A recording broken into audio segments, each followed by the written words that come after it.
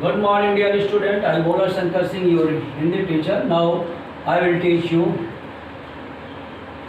Hindi grammar, अलंकार, figure of speech. Suprabhatam, मैं बोला शंकर सिंह, आपका हिंदी अध्यापक। मैं आज आपको एक बहुत ही सुंदर अध्याय अलंकार का अध्यापन कराऊंगा। आप लोग उसे ध्यानपूर्वक सुनिए, ये आपके पाठ्यक्रम में है और अलंकार से कुछ 4 अंक के प्रश्न आपको आने हैं। तो अलंकार के बारे में हम अध्ययन करेंगे। अलंकार होता क्या है? जैसे मनुष्य की शोभा उसके ज्ञानों से होती है, उसी तरह काव्य की शोभा अलंकार से होती है। तो ये अलंकार जो है ये शोभा को बढ़ा देते हैं, शोभा को उत्पन्न नहीं करते। शोभा के आदायक नहीं है, लेकिन शोभा के वर्धक जरूर हैं। तो हम सबसे पहले अलंकार की परिभाषा ही देखते हैं। अलंक्रियते अनेन इति अलंकारम्। अलंक्रियते अनेन इति अलंकारम्।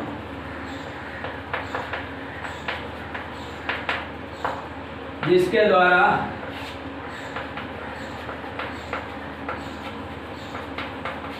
सुशोभित किया जाता है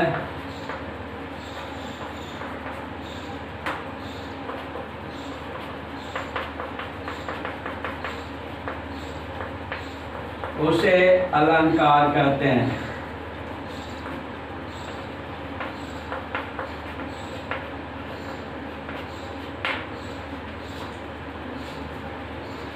तो अलंक्रियते अनेन इति अलंकारम्। तो काव्य शोभा करान धर्मान अलंकारान विचक्षते।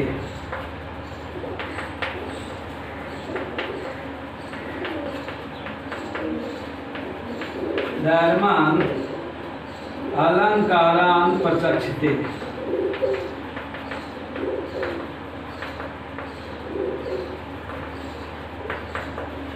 ये काव्य की शोभा बढ़ाने वाले गुण धर्मों को अलंकार कहते हैं। यह इसकी परिभाषा है।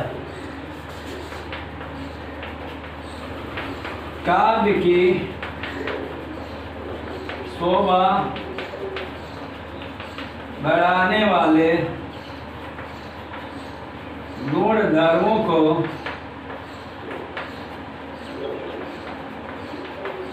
अलंकार कहते हैं। तो इसके भेद प्रभेद होते हैं। तो मुख्य रूप से अलंकार 2 प्रकार का होता है।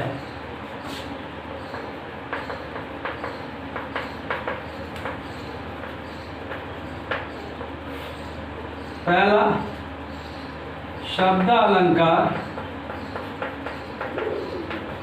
दूसरा है अर्थालंकार। जहाँ शब्द के कारण चमत्कार पाया जाता है वहाँ शब्दालंकार, और जहाँ अर्थ के कारण चमत्कार पाया जाता है वहाँ अर्थालंकार होता है। शब्दालंकार के अंतर्गत आपको पढ़ना है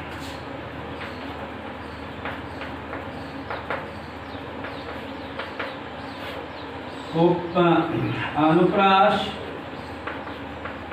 यमक, श्लेष, 3 अलंकार पढ़ने हैं। और अर्थालंकार के अंतर्गत उपमा, रूपक, उत्प्रेक्षा, अतिशयोक्ति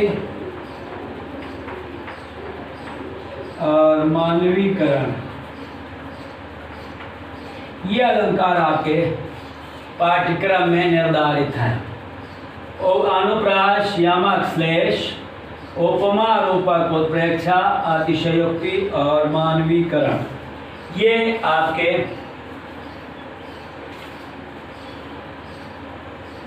कोर्स में हैं। तो सबसे पहले हम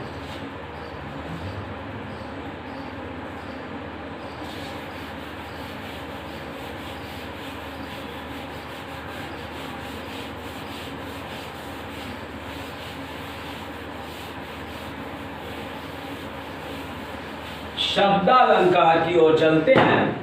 शब्दालंकार शब्द अलंकार, इसमें शब्द धन अलंकार संधि हुआ है, हो गया शब्द अलंकार। शब्द के कारण जहाँ चमत्कार पाया जाता है वहाँ शब्द अलंकार कहते हैं, क्योंकि शब्द अर्थो सहितम काव्यम, शब्द और अर्थ दोनों मिलकर के काव्य का निर्माण करते हैं। तो जहाँ शब्द के कारण चमत्कार पाया जाता है वहाँ शब्द अलंकार होता है।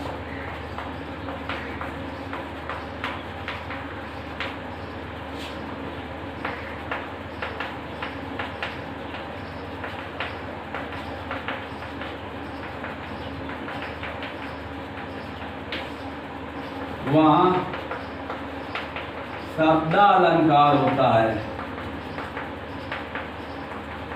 जहाँ शब्द के कारण चमत्कार पाया जाता है वहाँ शब्द अलंकार होता है। इसके मुख्य रूप से 3 अलंकारों को पढ़ना है। पहला अनुप्रास, दूसरा है यमक और तीसरा है श्लेष। तो 3 अलंकारों का हम विधिवत अध्ययन करेंगे, इनके परिभाषा देखेंगे, इनके उदाहरण देखेंगे, उसमें अलंकार कहाँ है ये हम उसका विवेचना करेंगे। तो सबसे पहले हम अनुप्रास अलंकार की ओर चलते हैं। अनुप्रास अलंकार, अनुप्रास शब्द साम्यम वैषम्येपि स्वरस्य, जहाँ स्वर नहीं बल्कि शब्द साम्य होती है, स्वर की भिन्नता भी हो सकती है, वहाँ पर अनुप्रास अलंकार होता है। तो आपके हिंदी में जहाँ एक ही वर्ण की आवृत्ति होती है वहाँ अनुप्रास अलंकार होता है।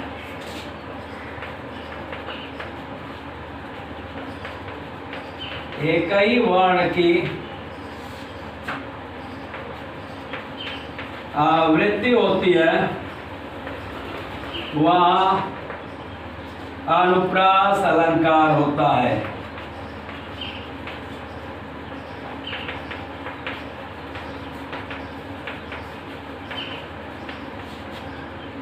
यह कई प्रकार का होता है अनुप्रास अलंकार। छेका अनुप्रास, वृत्त्यानुप्रास, श्रुत्यानुप्रास, अंत्यानुप्रास और लाटानुप्रास, इतने प्रकार के अनुप्रास होते हैं, इसके प्रभेद होते हैं। तो छेका अनुप्रास में 1 बार आवृत्ति होती है, वृत्त्यानुप्रास में 1 से अधिक बार आवृत्ति होती है, और श्रुत्यानुप्रास से शून्य में जो होता है आवृत्ति प्रतीत होती है, अंत्यानुप्रास अंत में वर्णों की आवृत्ति होती है, और लाटानुप्रास में पूरी वाक्य की ही जो होता है एक आवृत्ति हो जाती है, उसको लाटानुप्रास कहते हैं। तो उदाहरण हम देखते हैं। चारु चंद्र की चंचल किरणें, चंचल किरणें खेल रही हैं जल थल में, जल थल में। ये आपकी पंक्ति पंचवटी से लिया गया है। इसके रचयिता राष्ट्रकवि मैथिली शरण गुप्त हैं। चारु चंद्र की चंचल किरणें खेल रही हैं जल थल में, इसमें च वर्ण की आवृत्ति है, च वर्ण की आवृत्ति है। और दूसरा उदाहरण लेते हैं। तरणि तनुजा तट तमाल तरवर बौछाए,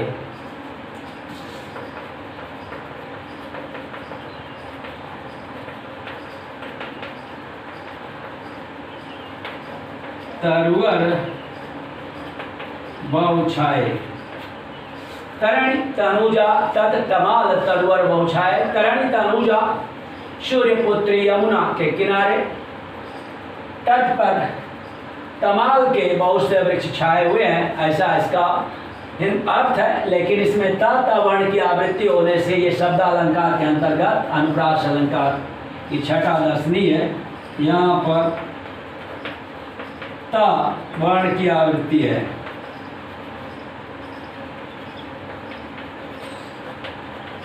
ऐसे बहुत से स्थान हैं, जैसे गौर निराशा की आशा में वीर टेरते तान चले, तरु तमाल पर तरुण तरणिका जैसे किरण कृपाण चले। यह भी अनुप्रास का उदाहरण है। घोर निराशा की आशा में वीर टेरते तान चले, तरु तमाल पर तरुण तरणिका जैसे किरण कृपाण चले। घोर निराशा की आशा में वीर टेरते तान चले, तरु तमाल पर तरुण तरणिका जैसे किरण कृपाण चले। तो इस प्रकार से ये अनुप्रास अलंकार है। ये पहला अलंकार शब्द अनुप्रास अलंकार शब्द अलंकार के अंतर्गत अब समाप्त होता है। अब हम दूसरे अलंकार की ओर बढ़ते हैं। ये यमक अलंकार। यमक जुड़वा से अर्थ है, शब्द बार बार आते हैं, उसके अर्थ भिन्न भिन्न होते हैं। यमक अलंकार शब्द वही पुनि पुनि पढ़े, अर्थ और को और।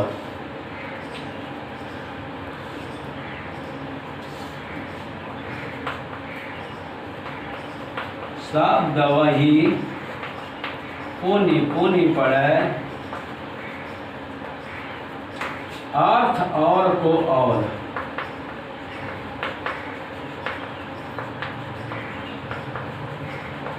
यहाँ एक ही शब्द बार बार आता है लेकिन उसके अर्थ भिन्न भिन्न होते हैं, वहाँ यमक अलंकार होता है।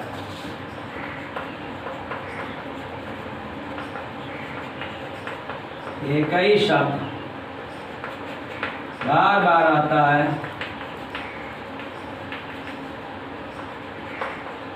परंतु उसके अर्थ भिन्न भिन्न होते हैं,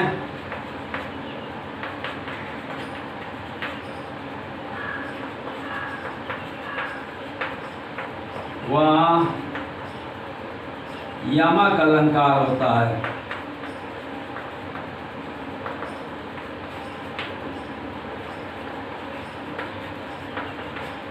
शब्द वही पुनि पुनि पढ़े, अर्थ और को और। जहाँ एक ही शब्द बार बार आता है लेकिन उसके अर्थ भिन्न भिन्न होते हैं, वहाँ पर यमक अलंकार होता है। उदाहरण,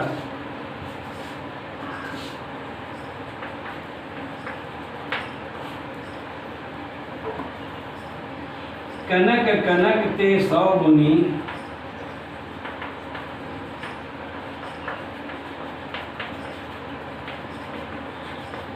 मादकता अधिकार,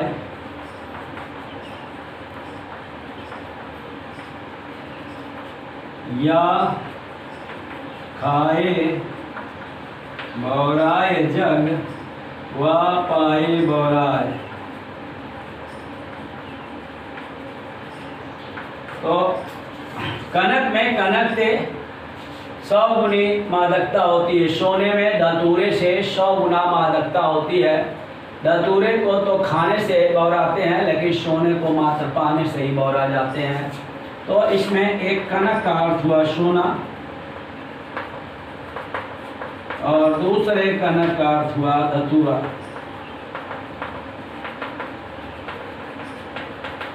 दूसरा उदाहरण लेते हैं, काली घटा का घमंड घटा।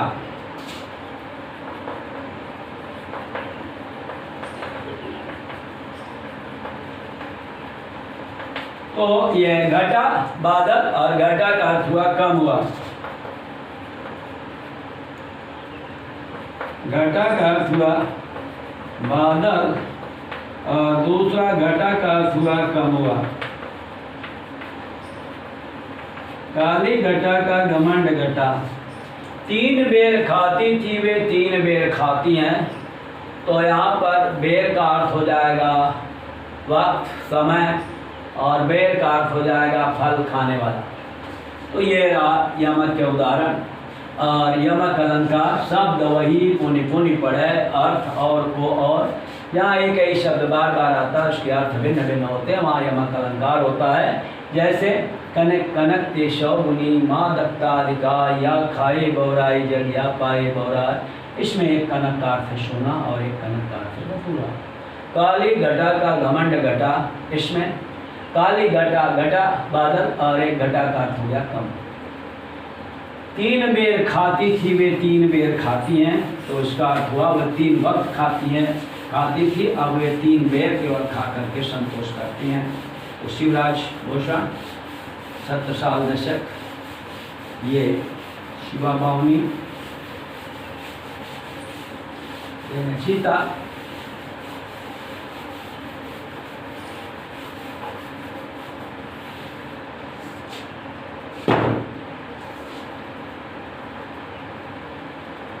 भूषण ने लिखा है कविता को। तो अब हम चलते हैं श्लेष अलंकार। श्लेष अलंकार ये सबसे अंतिम शब्द अलंकार है और बहुत ही गूढ़ अर्थ की अभिव्यक्ति करता है। तो श्लेष का अर्थ होता है चिपका हुआ। श्लेष का अर्थ होता है चिपका हुआ, जहाँ एक ही शब्द के कई अर्थ निकलते हैं, चाहे वह बार बार आए या ना आए।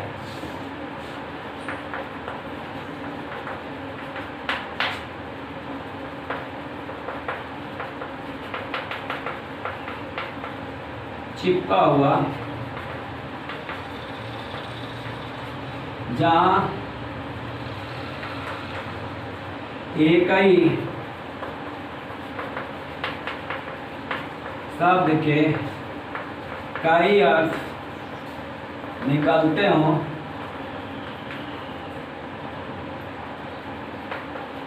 चाहे वह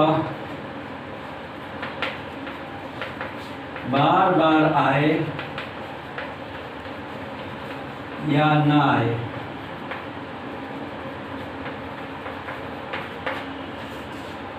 श्लेष दो प्रकार का होता है, एक अभंग पश्लेष और एक भंग पश्लेष।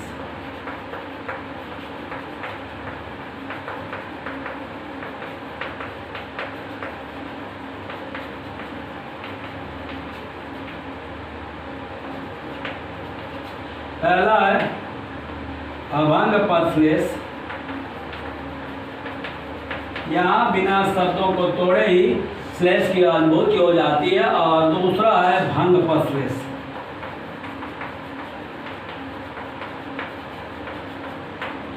पहला हम लेते हैं अभंग पश्लेष।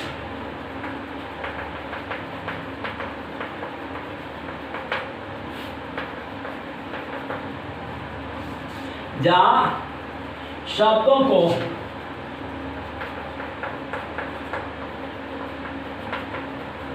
बिना तोड़े ही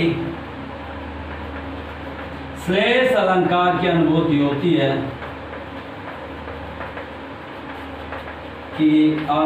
होती है,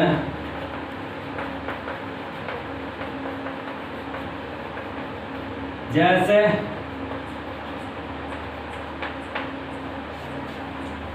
रहीमन पानी राखिए बिन पानी सब सून,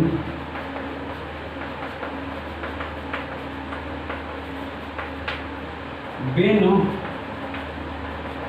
पानी सब सून, पानी गए न उबरही, मोती मानुष चून।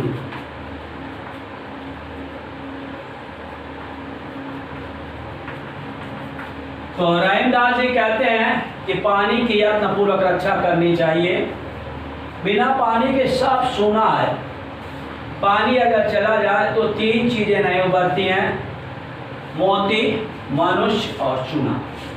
मोती के लिए इसका अर्थ है चमक, मनुष्य के लिए इज्जत और चूने के लिए सफेदी। मोती के लिए पानी का अर्थ है चमक, उसकी अगर खत्म हो जाए तो मोती की इज्जत खत्म हो जाएगी, उसकी कीमत खत्म हो जाएगी। और मनुष्य के लिए इज्जत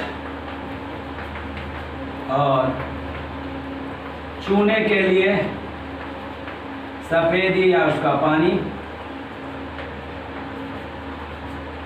ये रहा पहले एक उदाहरण था, रहीमन पानी राखिए बिन पानी सब सून, पानी गए न उबरही मोती मानुष चून। तो ये श्लेष अलंकार इसके अर्थ से ही प्रतीत होता है। इसमें उसका विच्छेद करने के लिए पदों की आवश्यकता नहीं पड़ी। दूसरा उदाहरण इसी से मिलता जुलता है। चरण धरत चिंता करत चितवत चारि ओर, सुवर्ण को खोजत फिरत कवि व्यभिचारी चोर। चरण धरत चिंता करत चितवत चारि ओर,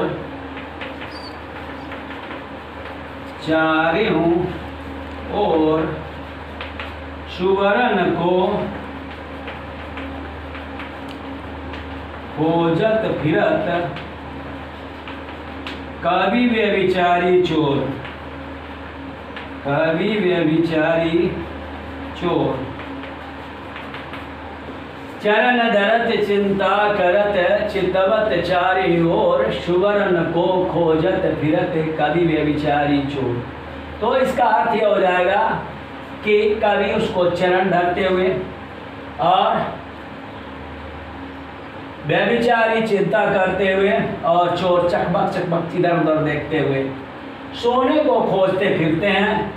और कवि के लिए सोना क्या है, सुवर्ण क्या है? सोने सुंदर वर्ण है, सुंदर अक्षर है।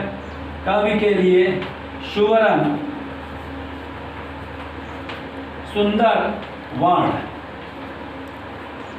व्यभिचारी के लिए सुवर्ण है, सुंदर रंग की स्त्री, और चोर के लिए सोना है। सुवर्ण का अर्थ सोना। तो चरण धरत चिंता करत चितवत चारि ओर, सुवर्ण को खोजत फिरत कवि व्यभिचारी चोर। तो ये चरण में धरते हुए, चिंता करते हुए और चारों ओर चकमक चकमक देखते हुए जो हैं कवि व्यभिचारी और चोर सुवर्ण को ही खोजते हैं। तो कवि के लिए सुंदर वर्ण, व्यभिचारी के लिए सुंदर वर्ण की स्त्री और सुवर्ण का चोर के लिए सोना स्वर्ण। तो ये रहा अभंग पदश्लेष। अब हम थोड़ा सा भंग पदश्लेष की ओर देख लेते हैं। एक उदाहरण हम देख करके आपको समझा देते हैं। भंग पदश्लेष।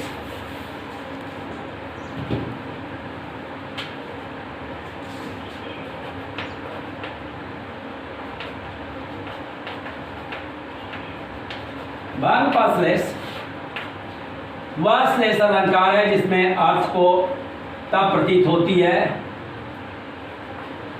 वह श्लेष अलंकार है जिसमें पदों को तोड़ने से श्लेष का चमत्कार मालूम होता है। श्लेष का चमत्कार ज्ञात होता है। वह श्लेष अलंकार है जिसमें पदों को तोड़ने से श्लेष का चमत्कार ज्ञात होता है। जैसे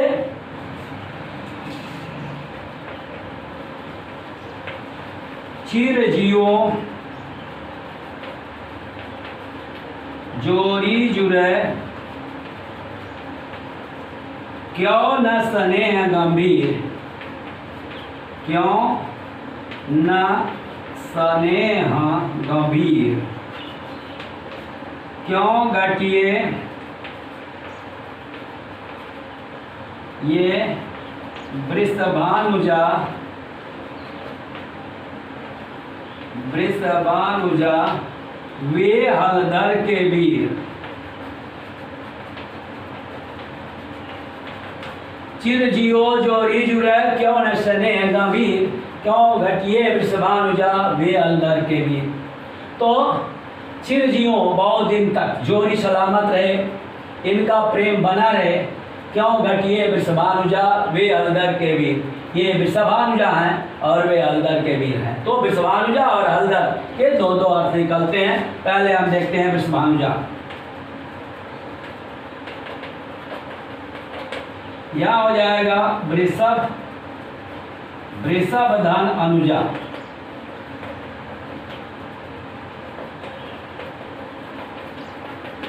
वृषभ मतलब बैल की बहन, गाय, और वृषभानु रंजा, वृषभानु की पुत्री अर्थात राधा। तो इसके दो अर्थ निकले, वृषभानुजा, वृषभदानुजा अर्थात गाय, और वृषभानुधंजा राधा। और दूसरा हलधर, हल को धारण करने वाला किसान या बैल, हल को धारण करता है। और हलधर का दूसरा अर्थ हो जाएगा बलराम।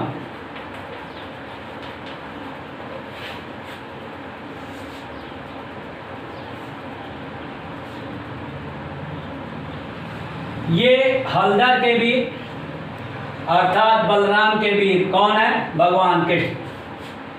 और हलधर के वीर कौन होते हैं? बैल। और इधर